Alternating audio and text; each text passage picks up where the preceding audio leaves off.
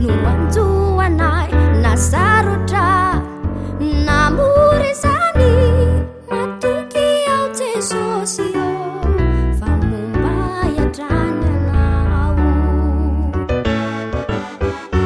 reo talentako rehetra hanompoko anao zay rehetra nomenao ahy hiterako anao ninona no anjoanay nasarotra namory zany matoky ao Jesosy ao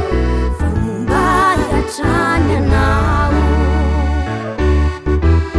satria tokiko ianao fialofanao ahy ka nanialondrano aza tsy mpatahotra izany tsy aokoko ny loza feo anilako ianao velokira haleluia ny manana anao satria tokiko ianao fialofanao ahy ka nanialondrano aza tsy mpatahotra izany tsy aokoko ny loza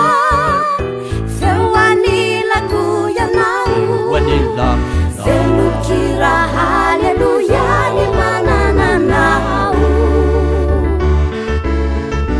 velokira haleluia ny manana anao